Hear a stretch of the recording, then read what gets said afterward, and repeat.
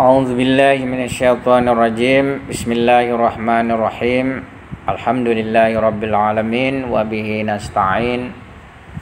Wala haula wala quwata illa billahil aliyyil azim. Wa sallallahu ala sayyidina Muhammadin wa ala alihi thayyibin at-tahirin. Pada pembahasan ini kita akan menyoal tentang sumber-sumber irfan dan tasawuf Islami.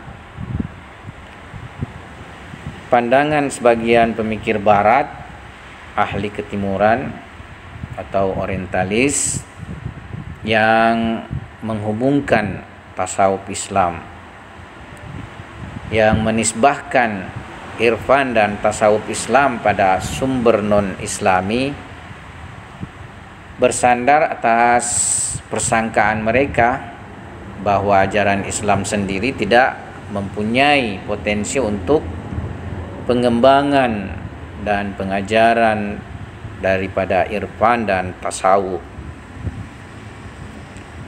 Akan tetapi tentu ini adalah suatu bentuk persangkaan yang salah, karena sebagaimana kita ketahui, agama Islam sendiri penuh dengan ajakan hidup zuhud serta tidak mencintai dunia. Bahkan untuk menjalani hidup zuhud dan menjauhi dunia, cukuplah kita mengikuti dan meneladani sunnah dan sirah Nabi Muhammad SAW. Di samping itu juga kita temukan riwayat hidup zuhud yang dilakukan oleh sebagian sahabat-sahabat Nabi SAW seperti ahli sufa.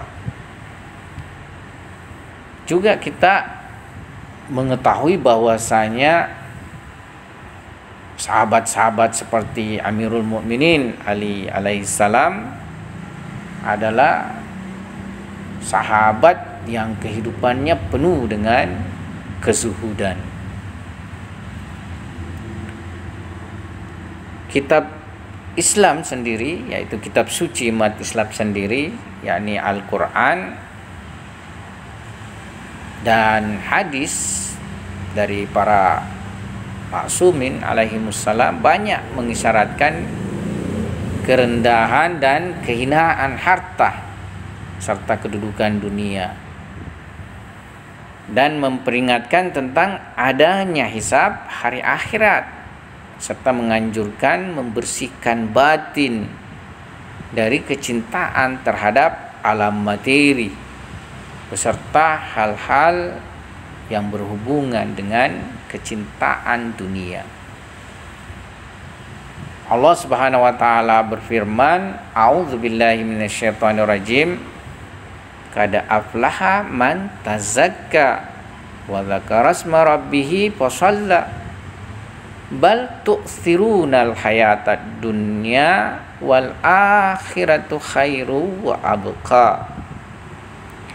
Sungguh beruntung orang-orang yang menyucikan dirinya dan mengingat nama Tuhannya, maka ia salat, tetapi kamu mendahulukan kehidupan dunia, padahal akhirat itu lebih baik dan lebih kekal. Di ayat lain Tuhan berfirman, qad aflaha man zakkaha wa qad khaba man dassaha. Sungguh beruntung orang yang menyucikan jiwanya, dan alangkah meruginya orang yang mengotori jiwanya. Adapun pembicaraan Al-Quran tentang tauhid yang menjadi landasan pandangan tauhid ahli irfan, kita akan menjumpai beberapa ayat suci Al-Quran. Di antaranya Tuhan berfirman, fa aina ma tuwallu fa thamma wajhullah. Di mana saja kamu menghadap, maka di situ wajah Allah. Ini mengisyaratkan bahwa realitas semuanya manifestasi hak Subhanahu wa taala. Atau ayat lainnya Allah Subhanahu wa taala berfirman, "Wal awwalu wal akhiru waz zahiru wal batin." Dialah yang awal dan yang akhir, dan dialah yang zahir dan yang batin. Yakni seluruh hakikat dan realitas tiada lain adalah Dia dan manifestasinya. Atau di ayat lain Allah Subhanahu wa taala berfirman, Allahu nurus samawati wal ard. Allah adalah cahaya langit dan bumi. Seluruh realitas alam merupakan jelmaan daripada pancaran cahaya hak Subhanahu wa taala. Menurut Ustadz Syahid Mutahari, ayat-ayat yang kita isyaratkan di atas jelas mengandung pemikiran dan perenungan pada tauhid yang lebih tinggi dari tauhid orang-orang pada umumnya, baik itu tauhid filosof maupun tauhid teologi. Dan terdapat dalam kitab Hadis Al-Kafi bahwa Tuhan mengetahui di akhir zaman akan datang orang-orang yang mempunyai pemahaman yang sangat dalam tentang tauhid. Untuk itu ayat-ayat surah Al-Hadid dan surah Qul Huwallahu Ahad, surah Al-Ikhlas diturunkan. Dalam suatu riwayat, yaitu hadis qudsi, bahwa Allah berfirman, hambaku mendatangi aku di malam hari dengan melakukan amal-amal nafilah, dan aku mencintainya, sehingga aku mencintainya. Ketika aku mencintainya, aku adalah telinganya, sehingga dia mendengar denganku. Dan aku adalah matanya, sehingga dia melihat denganku.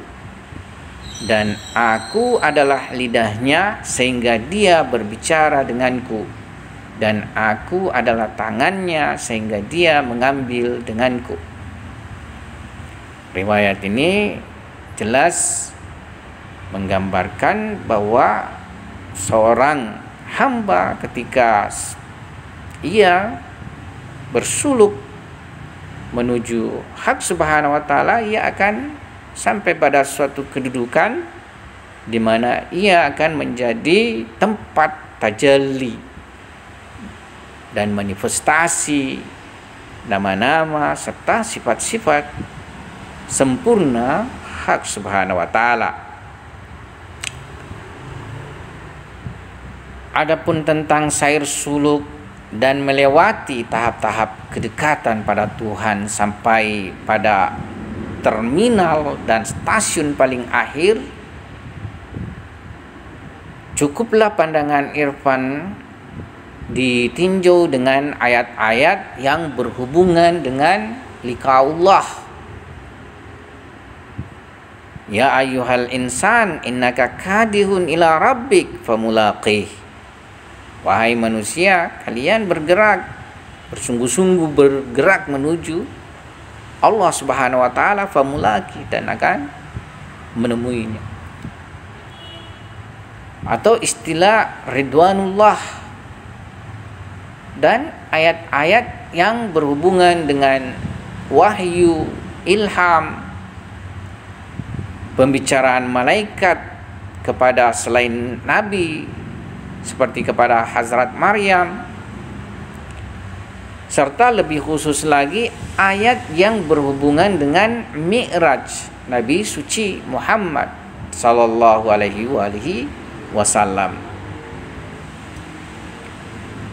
Kita menjumpai ayat misalnya a'udzubillahi minasyaitonirrajim, tsumma dana fatadalla fakana qaba qausaini au adna.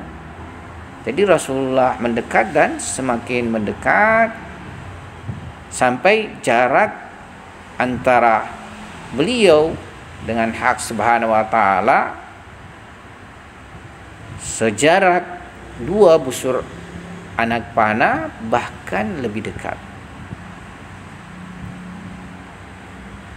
Para sufi sendiri menyandarkan seluruh makam-makam dan stasiun-stasiun dirinya atas ayat dan riwayat, serta menjadikan Rasulullah Sallallahu Alaihi Wasallam sebagai uswatun hasanah dan meniscayakan sirah beliau dalam sair suluk mereka, yakni menjauhi penistaan dunia dan penampakan kerahiban semata.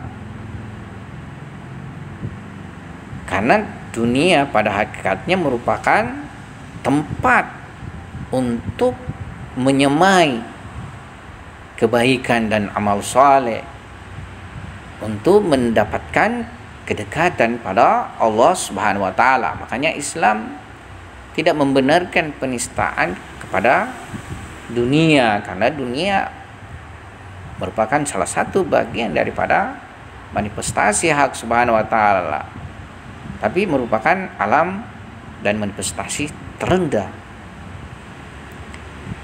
Dan Islam melarang penampakan kerahiban semata. Dan bentuk ini apa yang mereka sebut sebagai faqr Muhammadi dalam berhadapan dengan faqr Isawi. Dengan itu maka kita bisa melihat bahwasanya berdasarkan penjelasan singkat ini kita bisa simpulkan bahwa pada dasarnya sumber irfan Islami dan tasawuf Islami adalah ajaran Islam itu sendiri, yakni kitab suci Al-Quran, kitab hadis, sunnah dan sirah Rasulullah Sallallahu Alaihi Wasallam, serta perjalanan suluk daripada sahabat-sahabat besar Rasulullah Sallallahu Alaihi Wasallam seperti Amirul Mukminin Ali, Salman Al-Farisi, dan Abu Dzar Al-Ghifari. Karena itu tidak ada alasan bagi kita umat Islam menerima pandangan para pemikir barat tersebut, yaitu kaum orientalis yang menisbahkan irfan dan tasawuf Islami kepada sumber non-Islami. Seorang pemikir mengibaratkan bahwa umat Islam ini di dalam dirinya terdapat lautan air, karena itu tidak mungkin ia akan berjalan dengan demikian jauhnya untuk mendapatkan suatu air dalam kadar tertentu, sementara ia sendiri melimpah air di dalam dirinya. Ini merupakan satu analogi bahwasanya ajaran Islam sendiri melimpah sumber irfan dan tasawuf Islami. Karena itu tidak mungkin ia mencari pada sumber yang lain. Sekianlah kita punya pembahasan. Wabillahi taufik wal hidayah. Assalamualaikum warahmatullahi wabarakatuh.